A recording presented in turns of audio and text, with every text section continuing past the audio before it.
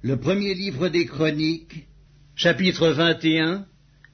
Satan se leva contre Israël, et il excita David à faire le dénombrement d'Israël. Et David dit à Joab et aux chefs du peuple, « Allez, faites le dénombrement d'Israël depuis Beersheba jusqu'à Dan, et rapportez-le-moi afin que je sache à combien il s'élève. » Joab répondit, « Que l'Éternel rende son peuple 100 fois plus nombreux. » Ô roi, mon Seigneur, ne sont-ils pas tous serviteurs de mon Seigneur? Mais pourquoi mon Seigneur demande-t-il cela? Pourquoi faire ainsi pécher Israël? Le roi persista dans l'ordre qu'il donnait à Joab. Et Joab partit et parcourut tout Israël.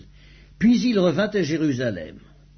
Joab remit à David le rôle du dénombrement du peuple. Il y en avait dans tout Israël 1100 000 hommes tirant l'épée, et en Juda 470 000 hommes tirant l'épée. Il ne fit point parmi eux le dénombrement de Lévi et de Benjamin, car l'ordre du roi lui paraissait une abomination. Cet ordre déplut à Dieu qui frappa Israël. Et David dit à Dieu, « J'ai commis un grand péché en faisant cela. Maintenant, daigne pardonner l'iniquité de ton serviteur, car j'ai complètement agi en insensé. » L'Éternel adressa ainsi la parole à Gad, le voyant de David. « Va dire à David, ainsi parle l'Éternel, je te propose 3 fléaux, choisis-en un, et je t'en frapperai. » Gad alla vers David et lui dit, ainsi parle l'Éternel, accepte ou 3 années de famine, ou 3 mois pendant lesquels tu seras détruit par tes adversaires et atteint par l'épée de tes ennemis, ou 3 jours pendant lesquels l'épée de l'Éternel et la peste seront dans le pays, et l'ange de l'Éternel portera la destruction dans tout le territoire d'Israël. Vois maintenant ce que je dois répondre à celui qui m'envoie. David répondit à Gad, « Je suis dans une grande angoisse. Oh, que je tombe entre les mains de l'Éternel, car ses compassions sont immenses, mais que je ne tombe pas entre les mains des hommes. » L'Éternel envoya la peste en Israël, et il tomba 70 000 hommes d'Israël.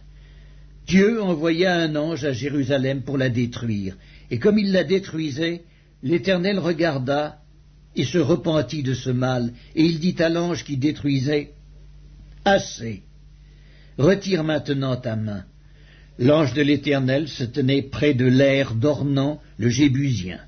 David leva les yeux et vit l'ange de l'Éternel se tenant entre la terre et le ciel, et ayant à la main son épée nue tournée contre Jérusalem. Alors David et les anciens, couverts de sacs, tombèrent sur leur visage.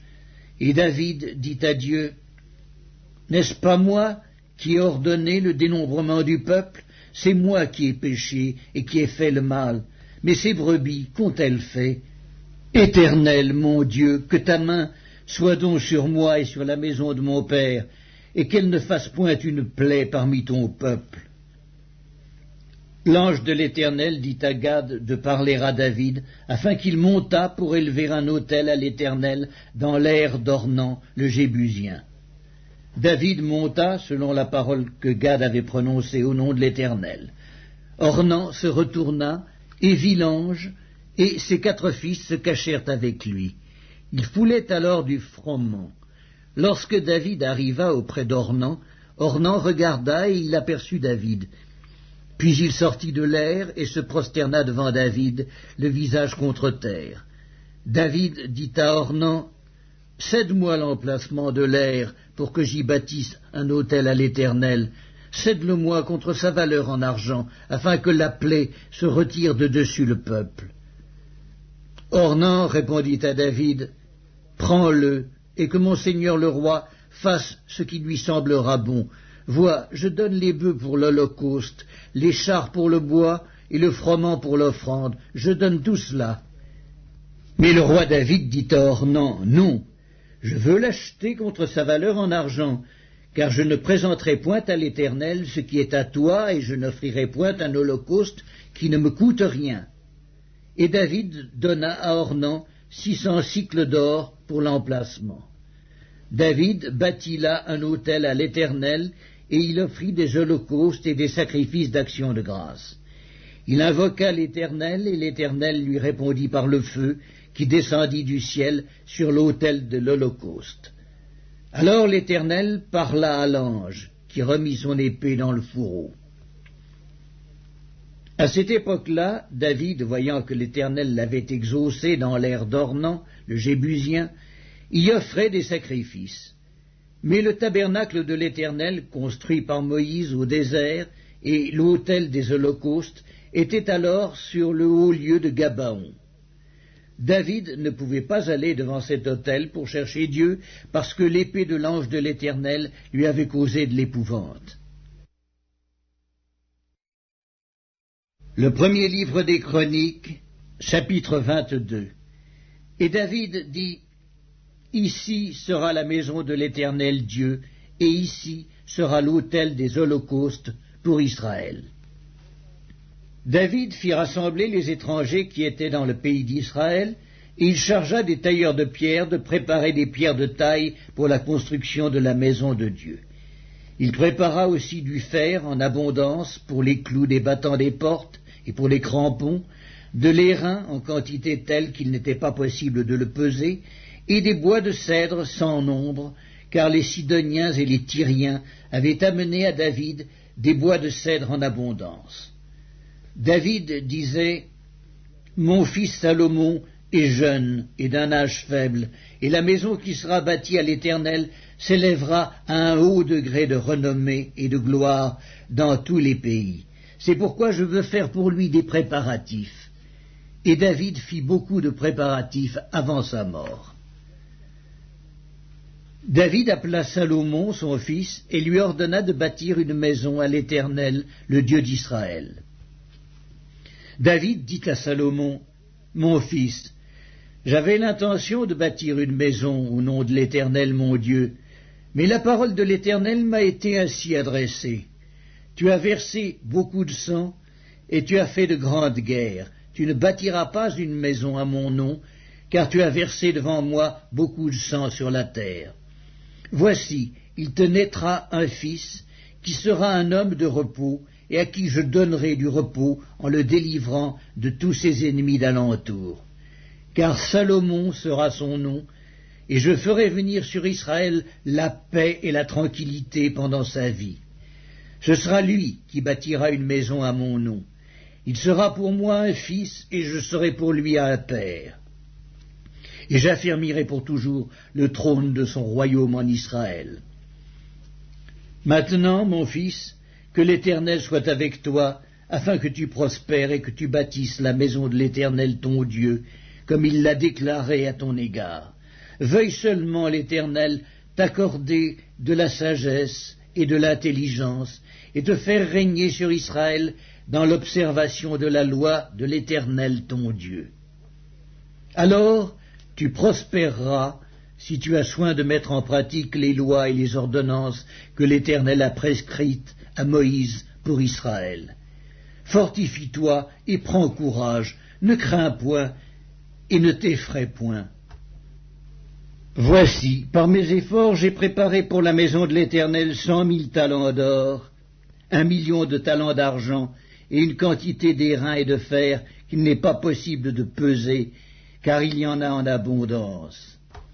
J'ai aussi préparé du bois et des pierres, et tu en ajouteras encore. Tu as auprès de toi un grand nombre d'ouvriers, des tailleurs de pierre et des charpentiers, et des hommes habiles dans toute espèce d'ouvrage. L'or, l'argent, l'airain et le fer sont sans nombre.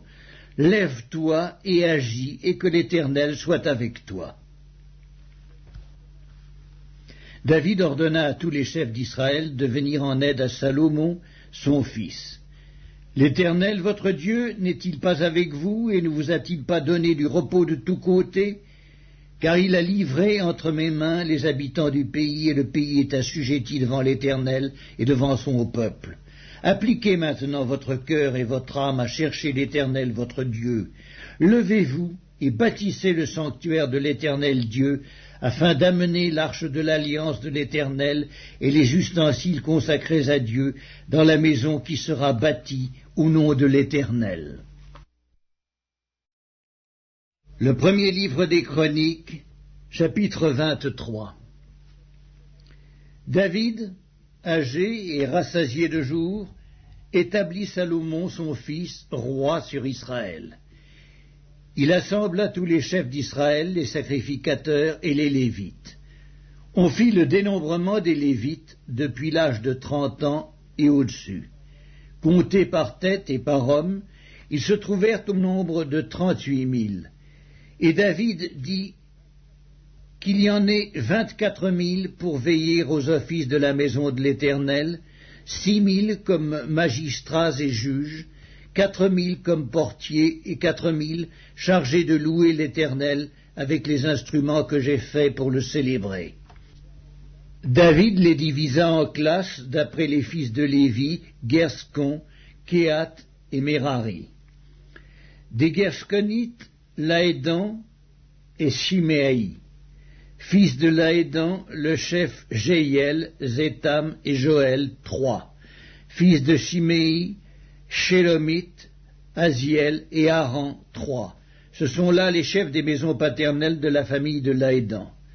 Fils de Shiméi, Jacat, Zina, Jéhusk et Béria. Ce sont là les 4 fils de Shiméi.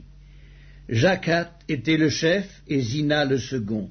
Jéhusk et Béria n'eurent pas beaucoup de fils, et ils formèrent une seule maison paternelle dans le dénombrement. Fils de Kehat, Amram, Jilséar, Hébron et Uziel, 4. Fils d'Amram, Aaron et Moïse. Aaron fut mis à part pour être sanctifié comme très saint, lui et ses fils à perpétuité, pour offrir les parfums devant l'Éternel, pour faire son service et pour bénir à toujours en son nom. Mais les fils de Moïse, hommes de Dieu, furent comptés dans la tribu de Lévi. Fils de Moïse, Gerscom et Éliézer. Fils de Gerscom, Shebuel, le chef. Et les fils d'Éliézer furent Récabia, le chef. Éliézer n'eut pas d'autres fils, mais les fils de Récabia furent très nombreux. Fils de Jitséar, Shélomite, le chef. Fils d'Hébron, Jérija, le chef, Amaria, le second, Jacaziel, le troisième, et Jécaméam, le quatrième. Fils d'Uziel, Miché, le chef, et Jiskija, le second. Fils de Merari, Makli et Muski. Fils de Makli, Éléazar et Kis. Éléazar mourut sans avoir de fils, mais il eut des filles que prirent pour femmes les fils de Kis leur frère. Fils de Muski, Makli, Éder et Jérémoth, 3. Ce sont là les fils de Lévi, selon leur maison paternelle, les chefs des maisons paternelles, d'après le dénombrement qu'on en fit en comptant les noms par tête. Ils étaient employés au service de la maison de l'Éternel depuis l'âge de 20 ans et au-dessus. Car David dit, « L'Éternel, le Dieu d'Israël, a donné du repos à son peuple, et il habitera pour toujours à Jérusalem. Et les Lévites n'auront plus à porter le tabernacle et tous les ustensiles pour son service. » Ce fut d'après les derniers ordres de David qu'eut lieu le dénombrement des fils de Lévi depuis l'âge de 20 ans et au-dessus.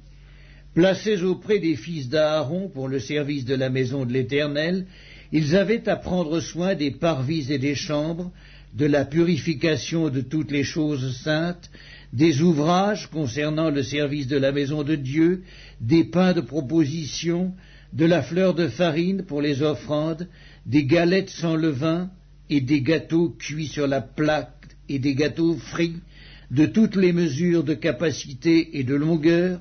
Ils avaient à se présenter chaque matin et chaque soir afin de louer et de célébrer l'Éternel et à offrir continuellement devant l'Éternel tous les holocaustes à l'Éternel, au sabbat, aux nouvelles lunes et aux fêtes, selon le nombre et les usages prescrits. Ils donnaient leurs soins à la tente d'assignation, au sanctuaire, et aux fils d'Aaron, leurs frères, pour le service de la maison de l'Éternel.